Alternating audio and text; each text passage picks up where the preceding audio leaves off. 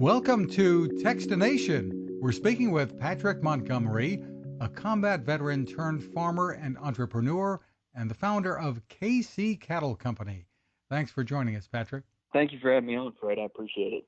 And we're doing this sort of ahead of Memorial Day coming up this month, and you've got an interesting story and a really interesting online business, very tasty online business, it sounds like. Tell us some background here.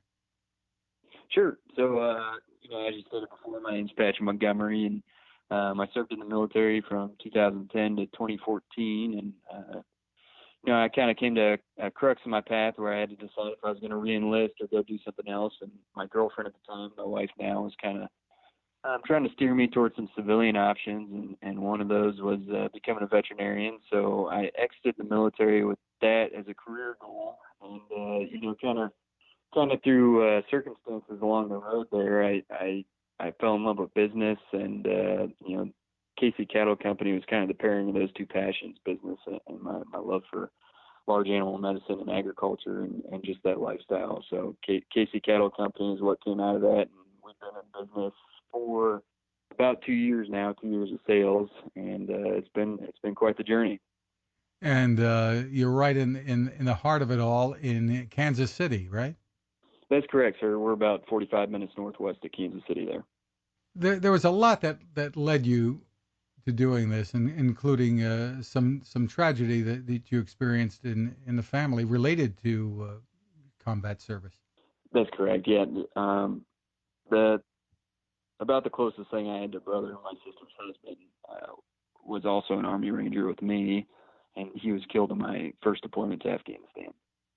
Really offer our condolences to the family for that. But you have done some things that a lot of people would be envious of here. Tell us about the business that you've started, and this is mostly an online business. Tell me about it. Yeah, so about 95% of our sales are done via mail order on our website there. And kind of, when I was graduating school and I was trying to figure out how to make this work, it's really tough to do any type of cattle operation as a full-time gig unless you kind of come from that background. Just with today's market and being dependent on the commodity market, it's really tough to make that pencil. So what I kind of try to figure out was how can I do this full time and offer consumers what something different than what they get at the grocery store. And Wagyu beef was kind of the answer to those prayers. And when I graduated, it took me about a year to kind of get the infrastructure in place and really figure out what I was doing. And we started to sell online, and we have a local delivery service here in Kansas City that delivers for free every Tuesday, and then we ship to the lower 48.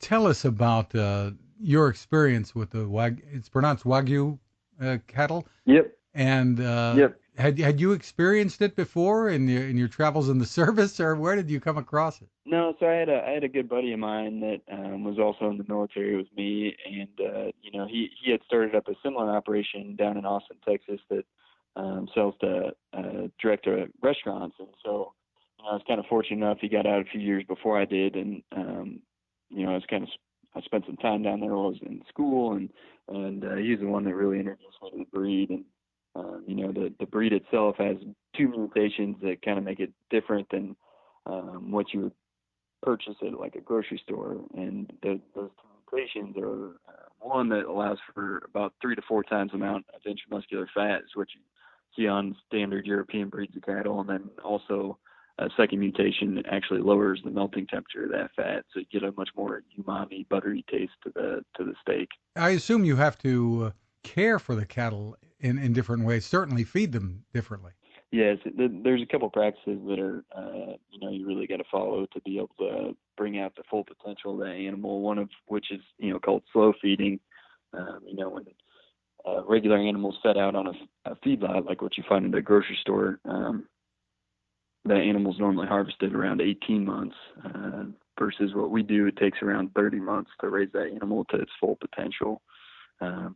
So you're holding on to it for about a year longer. That's kind of where the higher price point comes from. One, the animals themselves are more expensive, and then on top of that, you're putting a substantial amount more money in feed into that animal. And You have a staff, I understand, that is just loaded with veterans. Yeah, that's correct. That was kind of by accident, actually. There people always ask me if that was part of my marketing plan or anything like that, and it wasn't. I just kind of saw the benefit in my own life, and because of that, I was like, we should bring on other guys that need this in their life to kind of figure out what their next step and what their next foot is for a goal in their own life. It's been pretty cool to watch that unfold. And for Memorial Day, you're really giving back to more veterans, from what I understand. Tell us about that. Yeah, so both Veterans Day and Memorial Day, we always try to do something cool leading up to that. And this year, we've decided to do $4 from each pound of ground beef sold for that week leading up to Memorial Day. We are going to donate to War Horses for Veterans Foundation, which is a local nonprofit in Stillwell, Kansas, about an hour south of here. That we've done quite a bit of work with, and they do some really cool things for the veteran community. So we're pretty excited about that. Now, there are companies that have been selling mail order food and mail order beef and those products for some time, but I'm sure there are some challenges involved that you had to face. It's not like shipping to a restaurant or a supermarket chain, right? This is a bit more challenging when you're shipping products like the Wagyu beef to a consumer. Yeah, that's absolutely correct, Fred. There's a couple big things. One is your cost to ship that product is pretty expensive because you can't just do standard shipping service, and two, the packaging you have to use kind of really increase that inputs as far as what you're spending on that shipping. So one of the big things we had to figure out was how do you make that pencil, because people want to see free shipping. Because of the Amazons and Walmarts of the world, that's just something they kind of the consumer expects, and so we had to figure out how do we play into that. And for the last 2 years, we've done free shipping over $99, but I think we're going to have to increase that a little bit just because our shipping costs are so substantial. But it's kind of cool, the different packagings they offer to be able to accomplish that, shipping perishable goods across the country. It's really kind of a logistical feat if you think about it. And so like the packaging we just switched to, it's 100% recyclable, and it's made out of recycled cardboard boxes.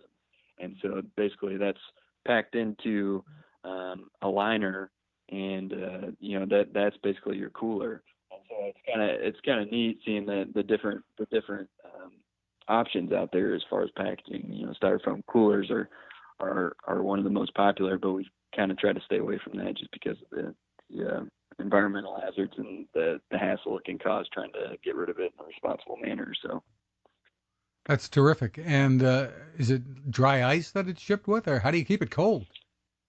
So we do a combination. We do dry ice, and then we also do the gel packs that you would get in like a meal order service. So we do both of those, trying to make sure it gets the customer as frozen as possible. Terrific. So where can people go to give this a try? So if you go to caseycattlecompany.com, you can place an order on there, and then if you follow us on Instagram and Facebook at Casey Cattle Company, both of those places are a great way to stay up to date on the cool things that we're kind of accomplishing in the veteran community. So, And I like your tagline, "Homegrown by Heroes." I appreciate that. Yeah, that's actually run by the Veteran Farmer Coalition, which is an outstanding organization that helps guys out trying to get on their feet in the agriculture community after they exit. So, once again, the site is kccattlecompany.com. Patrick Montgomery, thanks for taking the time with us. I appreciate it, Fred. Thank you. Now this. Innovation. Hi, I'm Fred Fishkin, and I've been covering consumer technology for a long time, and it takes a lot to impress me. That's why I'm excited to tell you about the latest way to enjoy cooking in the great outdoors from my friend Patrick Sherwin and his great team at GoSun Stove. What if you could harness the sun to cook your meals anywhere you go, day or night? The GoSun Fusion arrives this summer using the company's tried and true reflectors and a solar vacuum tube to get you cooking without the mess of charcoal, heavy propane tanks, or smoke. And with an optional solar panel and battery storage, and the ability to plug in at home or on the road, you really can use the GoSun Fusion to cook anytime and anywhere. Want to learn more? Head to gosun.co and use the code TEXTINATION to save 10%. That's gosun.co.